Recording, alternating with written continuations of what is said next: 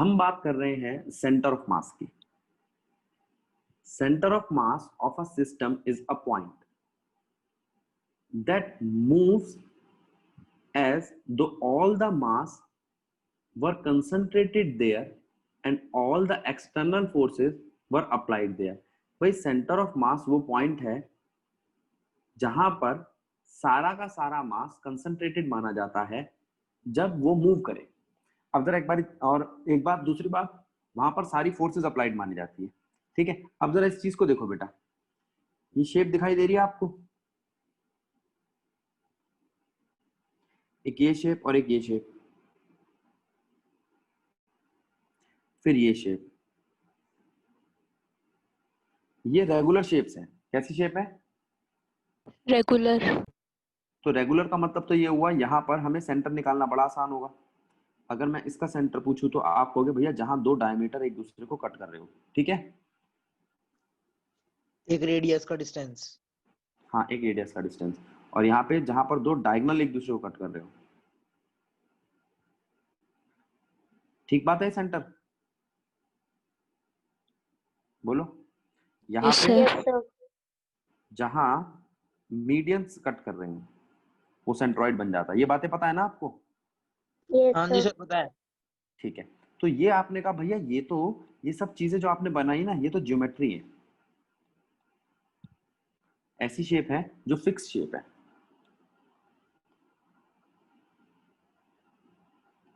और ये जो पॉइंट है ना, जो मैंने पॉइंट बनाए व्हाइट कलर के, ये सेंटर ऑफ ज्योमेट्री है। क्या है ये? Centre of geometry. ठीक बात है?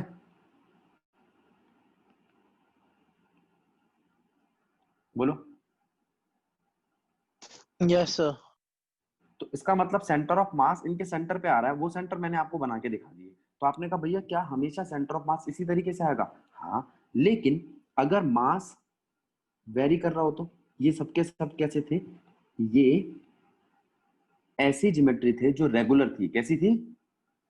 जैसे अगर मान लो एक रेगुलर हेक्सागन, हाँ एक रेगुलर हेक्सागन बनाऊं तो आप कहोगे भैया इसमें इसकी भी भी ज्योमेट्री, परपेंडिकुलर। हाँ इसमें भी हम फिक्स निकाल लेंगे। ये देखो जो डायगोनल्स है ना उनको जोड़ेंगे ऐसे और हमें मिल जाएगा वो सेंटर, मिल जाएगा। हाँ जी सर। ठीक है, तो हम कहेंगे रेगुलर ज्योमेट्री में centre of geometry he centre of mass है।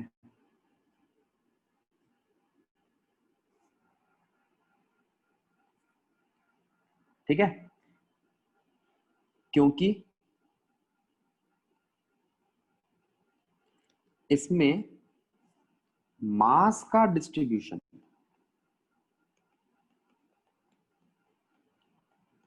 रेगुलर होता है। कैसा होता है? रेगुलर। अच्छा, जिसमें मास का डिस्ट्रीब्यूशन होता है उसको कुछ और भी कह सकते हैं क्या?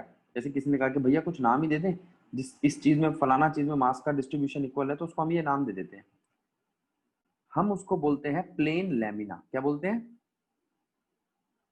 Plane lamina.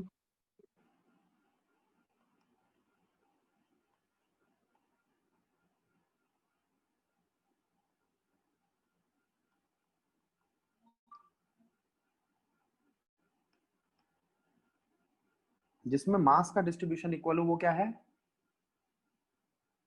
Plane lamina. सही बात है, गलत बात है? सही बात है। ठीक है, अब जरा इन सब फिगर्स को देखो, इन सब, ये सब के सब प्लेन लैमिना थे क्योंकि इनमें मास का डिस्ट्रीब्यूशन इक्वल था। ठीक है, जैसे मैंने आपसे कहा भाई एक हमने कॉपर की, एक कॉपर की हमने स्लैब बनाई। अब एक बात बताओ, आप जानते हो कॉपर एक ही मटेरियल है? Yes sir. Yes sir. तो अगर मैं इसका लेमिना देखूंगा तो लेमिना का मतलब ये तो नहीं है पतला होना चाहिए, पतला मोटा जो मर्जी हो, वो इक्वली डिस्ट्रीब्यूट होना चाहिए। क्या होना चाहिए? इक्वल डिस्ट्रीब्यूट होना चाहिए। तो ये कॉपर का प्लेन लेमिना है। कोई दिक्कत? नो। No sir. ये बात समझ आ गई? ये कॉपर की एक मोटी परत है जिसमें इक्वल डिस्ट्रीब्यूशन हुआ है कॉपर का। अगर मैं इसके 4 टुकड़े कर दूं ऐसे, तो मुझे सेंटर मिल जाएगा। तो प्लेन लैमिना में सेंटर निकालना तो बहुत आसान है। आप कहोगे भैया ये सेंटर तो सेंटर ऑफ ज्योमेट्री के बराबर है, तो हम तो सीधे सीधे तरीके से सेंटर ही निकालेंगे, हम दिमाग लगाएंगे ही नहीं। सेंटर ऑफ मास के लिए लगाएंगे? नहीं सर। ठीक है, अब जरा इस फिगर को देखना।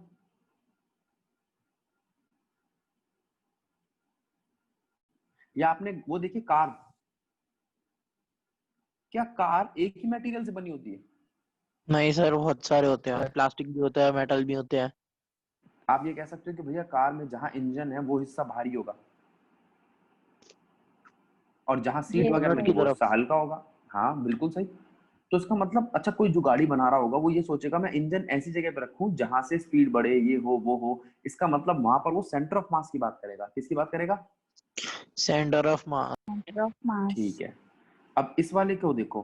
क्या ये पूरा का पूरी फिगर जो मैंने बनाई है स्क्वायर, ये एक जैसे मास की है या अलग है? मैंने कुछ अलग भी रखा है इसके अंदर। ट्राइंगल अलग है। ये आयरन का है और जो व्हाइट कलर का पार्ट है ना पूरा का पूरा, ये वुड का है। तो क्या दोनों का मास सेम है? जाहिर सी बात है, लोहा भारी पड़ रहा है ना? तो जो लोहे का हाँ जी टुकड़ा सर। है उस तरफ मास का सेंटर शिफ्ट हो जाएगा।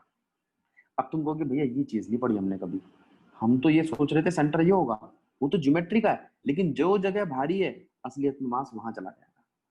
ठीक है, तो ट्रांसफर हो गया सेंटर। हाँ नया सेंटर उधर चला गया जहां मास ज्यादा है। अब इसको देख, एक एक आपने ना आइडेंटिकल बिल्कुल एक जैसी शेप की रॉड ली, लोहे की रॉड दिखाई दे रही है इस वक्त। Yes, yes sir. सर। फिर आपने कहा भैया हमने ना इसको अपनी उंगली पे टिकाया है। बच्चे करते नहीं है जैसे हाथ पे टिका लेते किसी चीज को, बैलेंस। बैलेंस करते हैं। हाँ तुम बैलेंस कर रहे हो इसको, ये आपने फिंगर पे टिकाया है इसको। तो आप कहोगे भैया जहां पे इसकी सेंटर ऑफ ज्योमेट्री आ रही थी वही बैलेंस हुआ। लेकिन अगर मैं इसके ऊपर यहाँ पर एक 5 रुपए का सिक्का रख दूंगा तो ये वही बैलेंस होगा? नहीं, तो सर No, ये इसका sir. थोड़ा ये उधर मूव कर जाएगा। ये झुक जाएगा थोड़ा सा, इधर झुकेगा।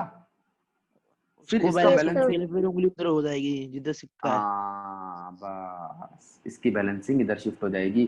तो जहां पर मास ज्यादा होगा सेंटर ऑफ मास वहीं शिफ्ट होगा। इस बात में कोई दिक्कत? No, no sir. सर। लिख दो इस बात को, जहां मास ज्यादा होगा सेंटर ऑफ मास वहीं शिफ्ट होगा। ठीक? सर मेरे को एक बात पूछनी है। हाँ बेटा बोल। सर हमें जैसे हमने डिस्टेंस वगैरह के फॉर्मूले पढ़े, बट हमें कभी मास का फॉर्मूला नहीं बताया कि ये मास कैलकुलेट बेसिकली हुआ कैसे था पहली बार, ये कैसे होता है। कुछ चीजें फंडामेंटल होती है ना, बिल्कुल स्टार्ट हुई है तो उनके बारे में वो और चीजों को बताती है ड्राइव करके। वो सबसे बेसिक चीज है, उसको इसलिए ड्राइव नहीं किया जाता। अब देखिए क्या बनाया है, पहिया है ये। Wheel. हाँ जी सर। हाँ हाँ व्हील। तो आप ये कह सकते हो भैया सारा वजन बाहर लग रहा है क्योंकि बाहर मास ज्यादा है। Yes sir. अंदर तो खाली है। हाँ, तो व्हील को यही सोच के बनाया जाता है, अंदर क्या है, मास कम है। तो इससे क्या होता है, व्हील ज्यादा देर तक घूमता रहता है। और अगर एक पहिया खुद ब खुद ज्यादा देर तक घूमेगा तो वो एफिशिएंसी ज्यादा देगा। क्या ज्यादा देगा? एफिशिएंसी। ठीक है, तो मैंने आपसे कहा कि भैया आपने एक पहिया घुमाया तो उसमें भी मास का डिस्ट्रीब्यूशन मायने रखता है। हाँ, मास का डिस्ट्रीब्यूशन इसलिए मायने रखता है कि मास के डिस्ट्रीब्यूशन से उसकी स्पीड को कंट्रोल किया जाता है, कम या ज्यादा। ठीक है, अच्छा। अब पुराने जमाने में जब नई नई बाइक आई थी तो उसका इंजन आगे होता था, लेकिन उससे कोई फायदा नहीं था। क्यों? बैलेंसिंग नहीं होती थी, इंजन यहाँ रखा जाता था आगे। फिर उन्होंने क्या कहा, भाई इंजन को ठीक जगह पे लगाओ। आज तुम्हें पता है इंजन कहाँ रखा जाता है? सीट के यहाँ। नीचे। क्यों? सीट के नीचे बीच में। क्योंकि इसका अलाइनमेंट बहुत ज्यादा बीच में पड़ रहा है। ठीक है, Yes, sir. अच्छा, दोनों और पहियों पे इक्वल वजन जाएगा उसका। हाँ, और अब आप कहोगे भैया अलग अलग बाइकें होती हैं, आपको पता नहीं है। अगर हैंडल बिल्कुल सीधा हो तो वो कहलाती है चॉपर, वो सॉरी डर्ट। और अगर हैंडल बहुत आगे हो तो वो कहलाती है चॉपर। ऐसी बाइकें भी होती हैं, लंबी लंबी बाइकें। हाँ जी सर, Yes, sir. शांसेस ठीक भी है, होती है। हाँ, जितनी लंबी बाइक होती है ना, वो उतना ज्यादा अच्छा डिस्ट्रीब्यूशन करती है। फिर आप कहोगे हम यही क्यों नहीं चलाते, गलियों में कहाँ मोड़ोगे इनको। इसलिए, वरना अगर किसी को दूर लेके जानी है बाइक तो वो कैसे लेगा, चॉपर लेगा, क्योंकि इनमें जो मास का डिस्ट्रीब्यूशन होता है ज्यादा अच्छा होता है। ठीक है, हार्ले डेविडसन वगैरह ऐसी बाइकें आती हैं। ठीक, तो मास के Yes, डिस्ट्रीब्यूशन से sir. फर्क पड़ता है, हाँ जी सर। लेकिन मास का डिस्ट्रीब्यूशन हम डिस्टेंस के हिसाब से कर रहे हैं, तो हम समझाएं कैसे। अब मेरी बात सुनो, मैं एक सिस्टम ले रहा हूं, सिर्फ 2 ही पार्टिकल का, भी बाद में ज्यादा लूंगा। System of 2 particles.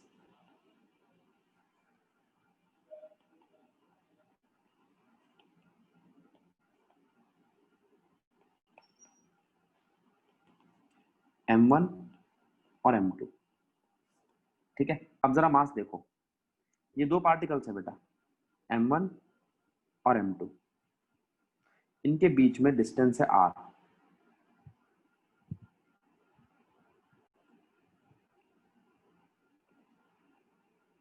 ठीक, अब मैं आपसे कहता हूं कि अगर मैं इनको 2 डायमेंशन में देखूं, एक ओरिजिन से, तो मैंने आपको बताया था एक वेक्टर होता है जो किसी की पोजीशन बताता है, वो होता है पोजीशन वेक्टर। ठीक है, Yes, तो sir. ये बन गया आपका R1 पोजीशन वेक्टर, और एक बन गया आपका R2 पोजीशन वेक्टर। कोई दिक्कत? No. ठीक है, R1 R2 दो पोजीशन वेक्टर है, और R आपका डिस्प्लेसमेंट वेक्टर है। ठीक, Yes, sir.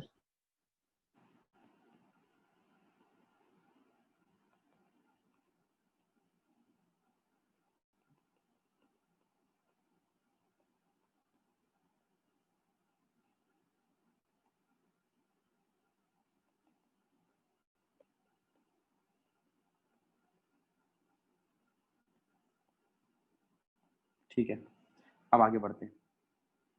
R बेसिकली है क्या, अगर R 1 to 2 है तो R है 1 - 2,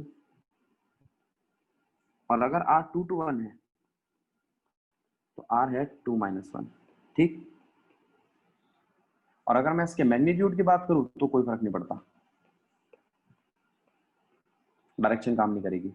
ठीक है, तो ये तो बात हुई इसकी पोजीशन वेक्टर और डिस्प्लेसमेंट वेक्टर की। अब मैं सेंटर ऑफ मास की बात करूंगा। क्या मैं ये कह सकता हूं इन दोनों मासेस का सेंटर यहां कहीं आ रहा होगा? बोलो, ये पिंक कलर की डॉट लगा दी मैंने। सर कैसे? Yes, वो sir. डिपेंड, कैसे? बताता हूँ, वो डिपेंड करता है कौन ज्यादा भारी है, केस चलेगा उस पर कि भाई हम कौन सा केस ले रहे हैं। मैंने माना है कि M1 ज्यादा भारी है। कौन ज्यादा भारी है? M1 ज़्यादा भारी. तो आपको दिखाई दे रहा होगा कि M1 से सेंटर का डिस्टेंस कम है, Yes, sir. और M2 से सेंटर का डिस्टेंस ज्यादा है। तो किसकी तरफ झुक गया है ये सेंटर ऑफ मास, जहां M1 था। Distance कम है. Distance कम है.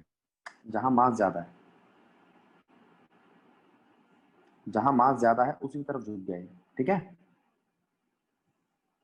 बोलो। Yes, sir.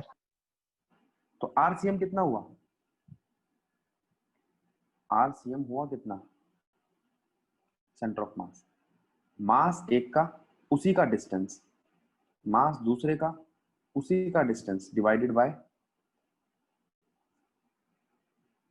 Sorry M1 + M2। अब मेरी बात सुनो, मास सर ये और फॉर्मूला आया कैसे? बताता हूँ। मास और डिस्टेंस की यूनिट क्या बनेगी, केजी मीटर, और नीचे इसकी क्या बनेगी, केजी। तो यूनिट तो मीटर ही आई, ले दे के RCM है तो एक तरीके का डिस्टेंस ही, क्योंकि उसकी यूनिट मीटर है। अब ये कह रहा है भैया फॉर्मूला बना कैसे। अब जरा ध्यान दे बेटा, इस फिगर में मास M1 है जो ओरिजिन से R1 की डिस्टेंस पे है। ठीक है, Yes. हाँ जी सर। दूसरा मास M2 है जो ओरिजिन से R2 हाँ के जी डिस्टेंस सर पे। है। तो डिस्टेंस और मास को अगर मैं मल्टीप्लाई करता हूँ, डिस्टेंस और मास को मैं मल्टीप्लाई करता हूँ, तो एक ऐसी क्वांटिटी बन के आती है जो डिस्टेंस को मास के हिसाब से समझाती है। अगर मास ज्यादा तो डिस्टेंस कम, अगर मास कम तो डिस्टेंस ज्यादा। ठीक है, और इससे मुझे एक ऐसा डिस्टेंस मिलता है उन दोनों मासेस के बीच में जो सेंटर कहलाता है। ये डिस्टेंस किसके बिहाफ पे है? मास के बिहाफ पे। किसके बिहाफ पे है? बोलो। मास के बिहाफ पे। ठीक है, अब मैं सर इन ये पॉइंट्स को डिस्टेंस नाम है दे या रहा हूँ। पोजीशन? ये एक पोजीशन ही है, ये एक पोजीशन है, लेकिन इस पोजीशन का डिस्टेंस इस वाले मास से भी है और इस वाले मास से भी है। तो आरसीएम एक पोजीशन है जो दो डिस्टेंस को बता रही है, एक m1 से और एक m2 से। ठीक है, फिर ये जो लाइन जॉइन हो रही है ओरिजिन से, वो क्या है? वो पोजीशन वेक्टर है सेंटर ऑफ मास का। ओके। आरसीएम क्या है? हाँ, पोजीशन है, ये डिस्टेंस नहीं है।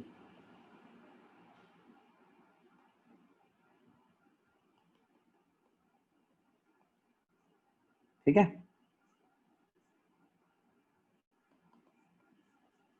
तो ठीक है, हमने ये बता दिया आपको। अब बारी आती है, अब मान लो ये दो पॉइंट है, एक P है एक Q है, कोई दिक्कत? No sir. तो आप ये कह सकते हो कि P पॉइंट के एक्सेस भी होंगे, हाँ। ऐसे ही Q पॉइंट के एक्सेस भी होंगे। तो R पॉइंट के एक्सेस भी होंगे आरसीएम के।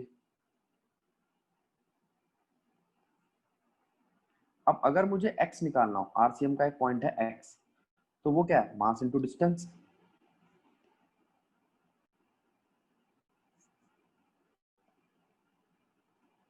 ठीक है, यस सर।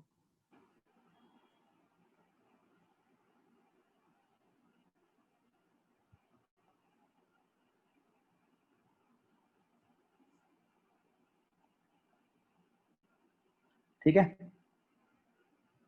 तो जरा देखना, यस सर। x एक्सिस के लिए मैं सारी चीजें x में ले रहा हूँ, y एक्सिस के लिए y में ले रहा हूँ, और r को समझाया था तो मैंने r में डिस्टेंस लिए थे। कोई दिक्कत? इसी तरीके से z में भी तो हो सकता है डिस्टेंस।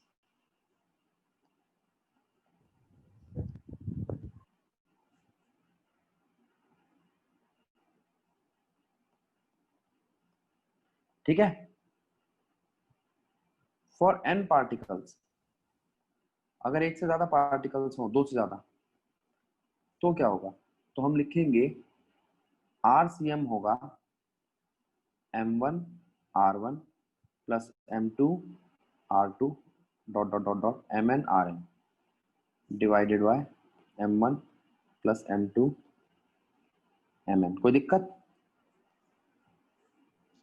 No sir. तो सिस्टम ऑफ पार्टिकल्स में हमने एक ऐसा सिस्टम लिया जिसके अंदर बहुत छोटे छोटे पार्टिकल्स हैं, उनका मास m1 m2 m3 mn है। ठीक है,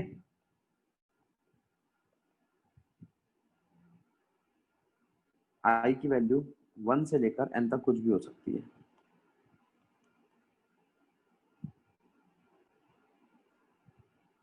क्लियर? समीशन का मतलब समझते हो ना, ऐड करना।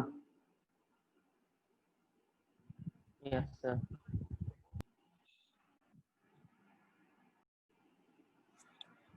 तो बेटा हम बात कर रहे हैं expression for centre of mass of a rigid body. तो हमने दो मासेस ले लिए, वही सिस्टम ले लिया, दो मासेस का m1 m2 का। ठीक है, जिसमें ये डिस्टेंस r1 है, ये डिस्टेंस r2 है, और ये इसका सेंटर है जिसका डिस्टेंस rcm है।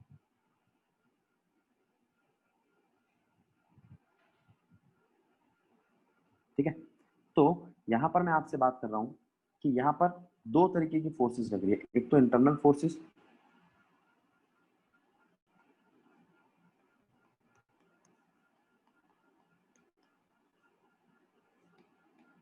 बिटवीन 1 एंड 2, जो दोनों ऑब्जेक्ट है, वो है F122 F221। ये इक्वल और अपोजिट है। F122 प्लस F2 कर दूं तो आंसर 0 आता है। और एक है एक्सटर्नल फोर्सेस। एक्सटर्नल फोर्सेस है हमारी F1 और F2। तो नेट फोर्स जो है हमारी वो F1 प्लस F2 ही है, दोनों फोर्सेस का सम। ठीक है, हम जानते हैं फोर्स होता है मास इनटू एक्सेलरेशन पूरे सिस्टम का।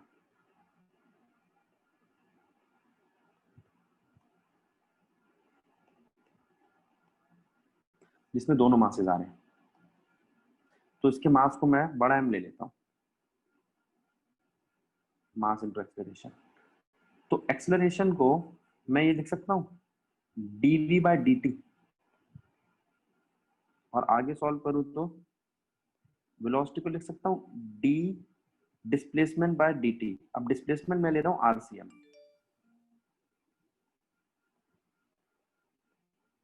तो आप जानते हो मैंने एक चीज बताई थी, डबल डेरिवेटिव। डिफरेंशिएशन के साथ मल्टीप्लाई होकर डिफरेंशिएशन का स्क्वायर बन जाता है। तो यहां से मेरा F नेट आ गया mass into differentiation of RCM divided by dt। ठीक है, जो यहाँ पे मैंने सर मास लिया ना, हाँ जी बेटा आवाज, यहाँ पर आप ये कह सकते हो कि जो कैपिटल M है वो मास है, सम है बाकी या सारे सिस्टम ऑफ पार्टिकल्स के मास का। ठीक है, M equals to M1 plus M2। तो यहां से F नेट की बात हो गई। अब मैं जानता हूं अलग अलग फोर्सेस की बात करूं, जैसे बाहर से लगने वाली force F1, external force F1, तो वो होगी M1 इंटू A1, और F2 तो वो होगी M2 इंटू A2। F1 क्या हो जाएगा, ये तो मास M1 है, कोई दिक्कत नहीं। एक्सेलरेशन फिर वही लिख सकता हूं मैं, डबल डेरिवेटिव्स ऑफ R1, और F2 को लिख सकता हूं डबल डेरिवेटिव ऑफ R2। कोई दिक्कत? और हम नो जानते हैं सर। F नेट क्या होता है, F1 प्लस F2, और F नेट क्या निकाला था अभी मैंने, मास इनटू एक्सेलरेशन, और ये है M1 double derivative of R1, M2 double derivative of R2। कोई दिक्कत? एक काम करो, D square by dt square दोनों में से बाहर ले लो, अंदर बचेगा M1 R1 M2 R2। ठीक बेटा, यस सर। yes, अब मुझे ये मास यहाँ तो दिखाई दे रहा है, इसको यहाँ ले जाऊं तो एक्सेलरेशन क्या आएगा, D square by dt square M1 R1 plus M2 R2 divided by capital M। अभी देखो थोड़ी देर पहले मैंने बताया था कैपिटल M क्या है बेटा, M1 प्लस M2। इसको खोल दूं हाँ सर। तो मैं लिख सकता हूँ एक्सेलरेशन है D square by dt square M1 R1 plus M2 R2 divided by M1 plus M2, जहां पर ये कैपिटल M ही है। ठीक है, yes sir. yes, but sir. अभी थोड़ी देर पहले बताया कि एक्सेलरेशन तो होता है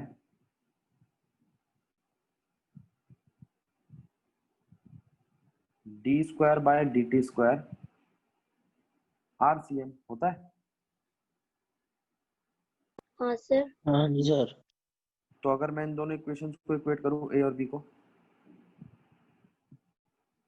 तो एक की वैल्यू को इक्वेट कर देंगे हम उससे जो निकाली है, तो उसमें D square D T square cut जाएगा। R आ RCM की जाएगा ना, वैल्यू आ जाएगी। वही तो चाहिए थे हमें।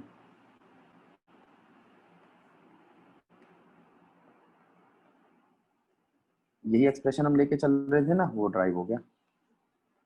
अब फॉर एन पार्टिकल्स, ये दो पार्टिकल्स के लिए था।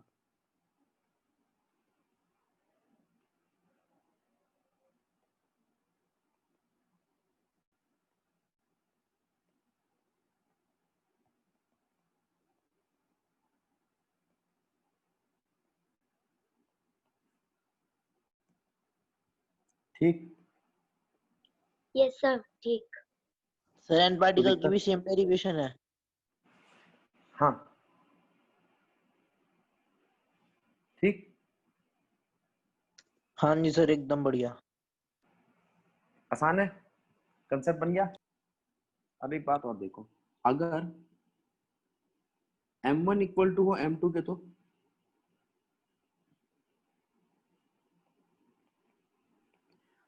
ऊपर से m तो कॉमन आ जाएगा और नीचे m1 और m2 मिलके 2m बन जाएंगे, तो m से m कट जाएगा। तो ये कब होगा? जब मास इक्वली डिस्ट्रीब्यूट हो। तो RCM होता है R1 plus R2 divided by 2। और अगर मैं x की बात करूं तो x भी यही होता है, x1 plus x2 divided by 2। तो ये वही हो गई ना उसकी, वही वाली पोजीशन जिसे हम सेंटर पोजीशन कहते हैं, मीन पोजीशन। बस ज्योमेट्री की मीन पोजीशन। ठीक है, तो ये हाँ ज्योमेट्रिकल जी सर। सेंटर हो गया। तो ज्योमेट्रिकल सेंटर तभी होगा जब मास इक्वली डिस्ट्रीब्यूट होगा। क्या होगा? मास इक्वली डिस्ट्रीब्यूटेड। ठीक है, स्टार्ट करता हूं। Question number 7.1। इस क्वेश्चन में हमें 3 मासेस दिए गए हैं। एक 100 ग्राम का है, एक 150 ग्राम का है और एक 200 ग्राम का है। अब मुझे इनके कोऑर्डिनेट्स निकालने हैं, यानी कि x1 y1, x2 y2, x3 y3। जो हमारा 100 ग्राम का मास है उसका x1 और y1 0 0 दिखाई दे रहा है। Yes sir. और जो 150 वाला मास है उसका x1 है 0.5 और y1 है 0, y2 है 0, x2 0.5 y0। ये जो x3 है इसकी चीजें निकालनी पड़ेंगी। कैसे निकालें? अगर मैं देखूं तो ये एक इक्विलेटरल ट्रायंगल है, तो जो इसका मीडियन होगा वो कहां कट करेगा? बिल्कुल 0.5 के मिड में। ठीक बात है। Yes sir. तो 0.5 का मिड होता है 0.025। और अगर मैं इस ट्रायंगल को देखूं, यहां सारे 60 डिग्री के एंगल होंगे इक्विलेटरल ट्रायंगल में। मैं इस हाँ। ट्रायंगल को नाम दे रहा हूं ABC। In triangle ABC triangle में sin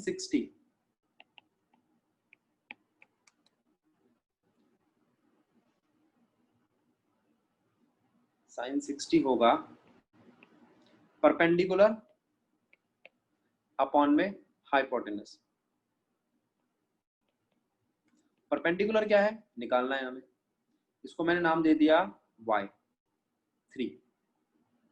और हाइपोटेनस कितना हमारा 0.25, तो y3 हो जाएगा 0.25 sin 60। अब जरा ध्यान देंगे, sin 60 कितना होता है? √3/2। √3/2। एक मिनट रुको, Yes, मैंने इसको 0.5 है यार। √3/2 होता है ना। √3/2 में अगर मैं 2 को डिवाइड कर दूं इससे तो 0.25 आ जाएगा।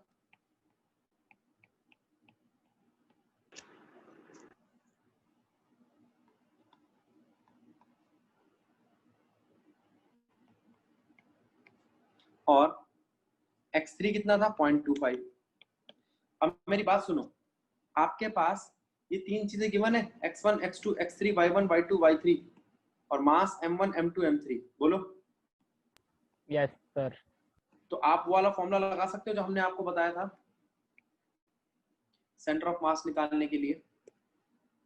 x is equals to m1 x1 m2 x2 m3 x3 divided by m1 plus m2 plus m3.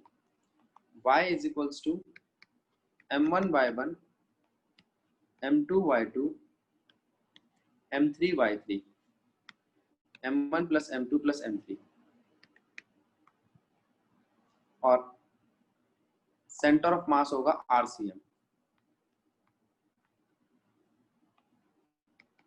RCM जिसके कोऑर्डिनेट्स हैं x और y. कोई दिक्कत? No sir. अब नेक्स्ट एग्जांपल देखेंगे. इस एग्जांपल में देखो ये क्या कह रहा है. कहता है find the centre of mass of uniform L shape lamina. पहले तो हम ये लैमिना बना के देखते हैं क्या है.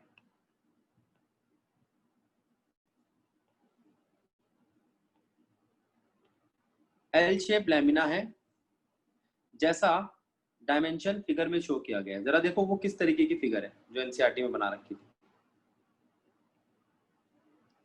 इस फिगर में ना बेटा ये सब स्क्वायर है. क्या है ये सब? स्क्वायर। अच्छा, अगर ये सब स्क्वायर हैं तो इनके पैरामीटर्स क्या क्या है? ये 2 मीटर है. 4 into साइड। ये 2 मीटर है और नीचे वाला भी 2 मीटर है. ठीक है. हाँ।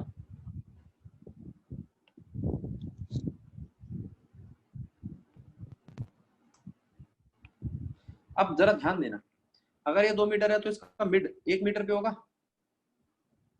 हाँ। तो आप ये कह सकते हो कि भैया ये है 2, ये है 1, ये है 0. तो इनका बिल्कुल मिड पॉइंट जो आएगा, दिख रहा है मिड पॉइंट तीनों का, वो आएगा 0.5 पे. कितने पे आएगा? 0.5।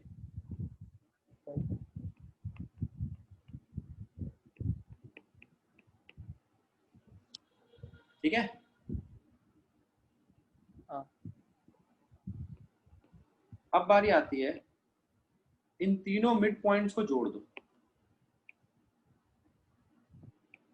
इन तीनों मिड पॉइंट्स को जोड़ दो और एक ट्राइंगल बनाओ. दिख रहा है? हाँ। अब इस ट्राइंगल का मिड पॉइंट ढूंढो. तो वो पूरे एल शेप का मिड पॉइंट बन जाएगा. समझ आया? हाँ। पर सर फिर हमारे पास अच्छा. ट्रायंगल का मास नहीं है। हाँ, सब चीजों का मास है. देख, वो कहता है find the centre of mass of uniform L shape lamina with dimension shown. The mass of lamina is 3 kg. अच्छा, तुम लैमिना का मतलब समझते हो? Equal distribution of mass. Lamina में क्या होता है? Equal distribution of mass. यहाँ पर 3 स्क्वायर है ना, तो हर स्क्वायर का मास कितना होगा? 1 kg. सॉरी, अच्छा टोटल तभी का। तो 3 किलो बनेगा. हाँ, वो टोटल का था, ठीक है। ठीक है. अब इनके पॉइंट, इसको अगर आप नाम देते हो x1 y1, इस पॉइंट को, इस पॉइंट को नाम देते हो x2 y2 और इस पॉइंट को नाम देते हो x3 y3. तो देखो इस फिगर को देखो और पता लगाओ क्या है x1 y1, क्या है x2 y2 और क्या है x3 y3. ये है x1 y1, यानी कि x है 1.5 और y है 0.5. कोई दिक्कत? बोलो सर आप सर उल्टा जी. नहीं बोल रहे? 0.5 x होगा और 1.5 y। हाँ, उल्टा बोल दिया. सही कह रहा है. 0.5 x है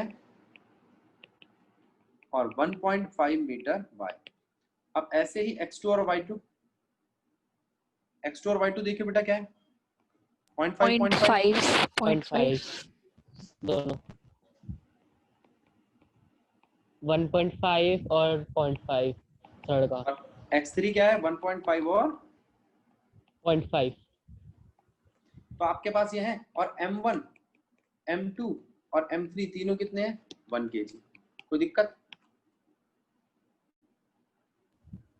नो सर। अब एक तो तरीका आप ये लिख सकते हो x equals to m1 x1 m2 x2, लेकिन मैं m नहीं लिख रहा क्योंकि मुझे पता है m तो तीनों के सेम है, और मैंने कहा था जब भी आपका इक्वल डिस्ट्रीब्यूशन ऑफ मास हो तो उस मास को लिखने की जरूरत नहीं है, तो वैसे ही कट जाना कॉमन आके। बोलो ठीक बात है? हाँ जी सर। Yes sir. और आपका आरसीएम क्या हो गया XY, ठीक है। जब हम बात करते हैं रोटेशनल मोशन में तो उसका क्या रिलेशन है लीनियर मोशन के साथ। लीनियर मोशन के हमारे पास कुछ इक्वेशन है, जैसे v equal to u plus a t, s equal to u t plus half a t square, और b square minus u square equal to 2as। जिस तरीके से इनको ड्राइव किया था सेम वैसी ही डेरिवेशन निकलेगी इनकी। Omega equals to omega naught plus alpha t, s को लेते हैं हम theta, omega naught t plus half alpha t square, omega square minus omega naught square is equals to 2 alpha theta. ये तीन expression है बेटा, तीनों एक्सप्रेशन है लीनियर और रोटेशनल मोशन के लिए।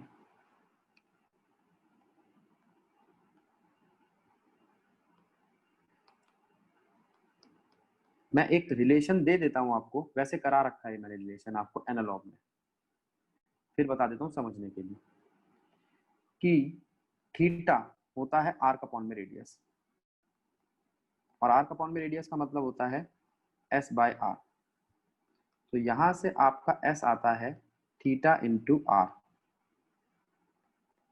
डिफरेंशिएट कर दो इसको विद रिस्पेक्ट टू टाइम, तो बन जाएगा ds by D T is equals to D theta multiply में D theta by D T multiply में आर। ds बाय dt होता है वेलोसिटी और d थीटा बाय dt होता है ओमेगा। ये भी एक रिलेशन आ गया, angular velocity.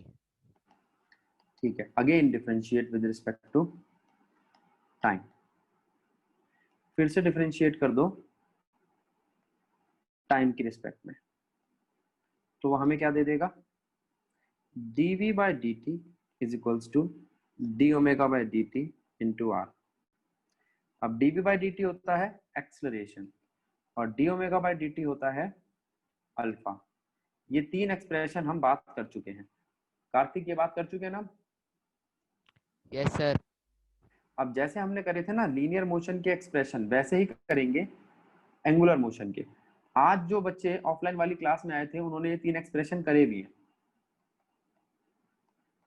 Drive expression for angular motion,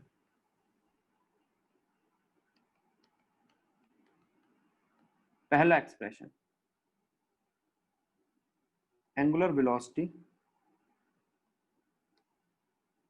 और टाइम के बीच में, between angular velocity and time. क्या है एक्सप्रेशन? वहां हम बोलते थे acceleration equals to dv by dt, यहां हम बोलेंगे angular acceleration equals to d angular velocity by dt। कोई दिक्कत? No sir. तो आप कह सकते हो d ओमेगा होगा अल्फा dt। बोलो। Yes sir. अच्छा, अगर ये होगा तो इंटीग्रेट बोथ साइड करने पर हमें क्या मिलेगा?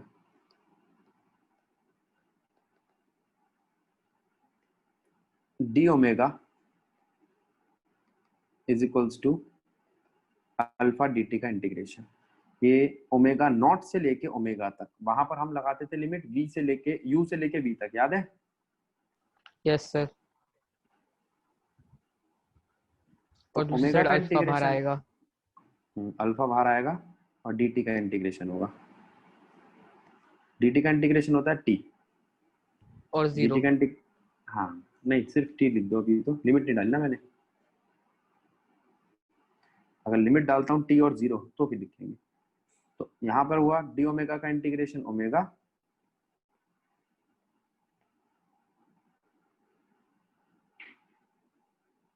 और यहाँ t।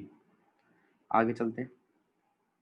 ओमेगा की जगह पर आप आएगी upper limit minus lower limit is equals to alpha t. Omega is equals to omega naught plus alpha t. कोई दिक्कत? ठीक है, यस सर। अगला एक्सप्रेशन देखो।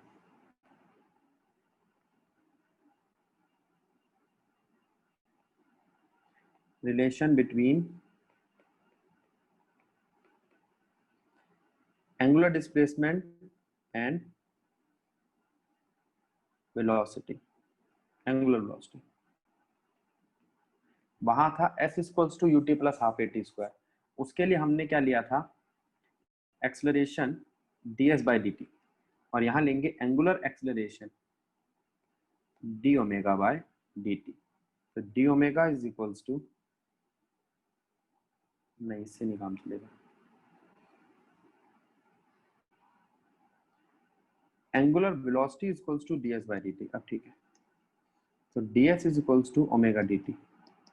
अभी पीछे वाले एक्सप्रेशन में हमने देखा ओमेगा होता है omega naught plus alpha T. Integrate both side. Omega naught को मैंने dt से मल्टीप्लाई किया, अल्फा टी को dt से मल्टीप्लाई किया और इंटीग्रेट कर दिया। कोई दिक्कत? ओमेगा नॉट बाहर, dt का इंटीग्रेशन t, अल्फा बाहर, t की पावर 1 थी तो उसका इंटीग्रेशन हो गया t स्क्वायर बाय 2। तो फॉर्मूला वही आ गया आपका, s is equals to omega naught t plus half alpha t square. ठीक है, यस सर। तीसरा expression,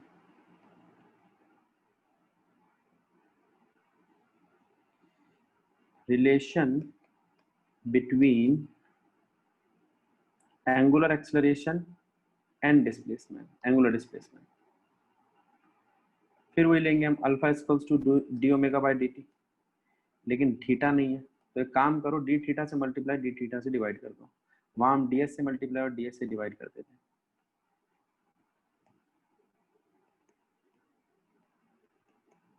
D theta by D t होता है omega.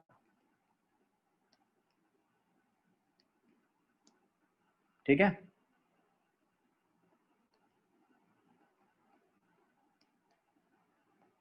Integrate both side. Alpha d theta is equals to omega d omega. फिर से limit लगाओ omega naught से लेके ओमेगा तक।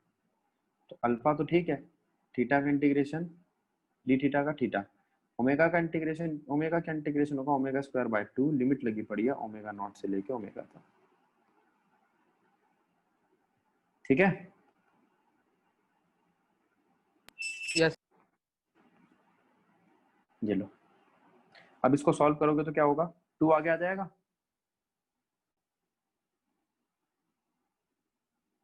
जगह बना देता हूँ यहाँ पे थोड़ी।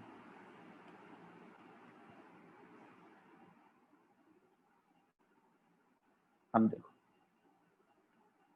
2 alpha theta is equals to omega square minus omega naught का स्क्वायर। अब समझो,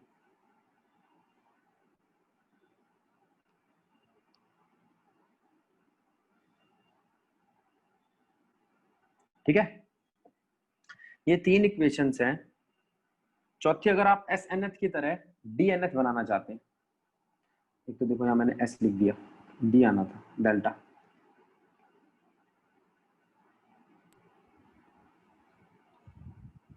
सर जो चौथी क्वेश्चन हो वैसे इतने इस्तेमाल तो होती नहीं है, तो उसको बनाया है क्यों था?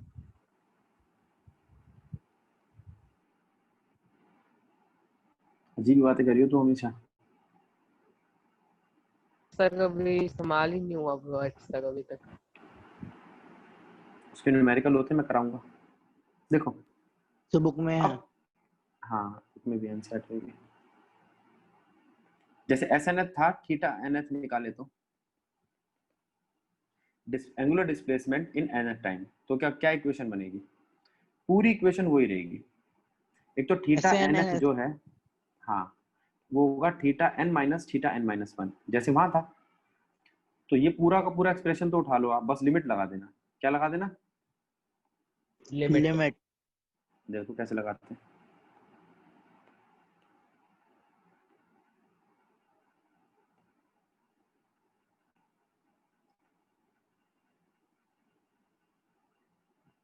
यहाँ वैल्यू लगेगी थीटा n माइनस 1 से थीटा n, यहाँ लगेगी n माइनस 1 से n, n माइनस 1 से n।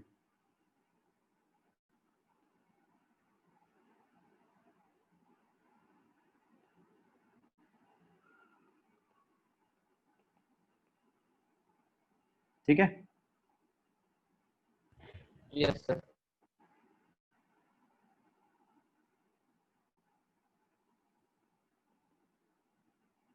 एक्सप्रेशन बदल जाएगा। Theta n minus 1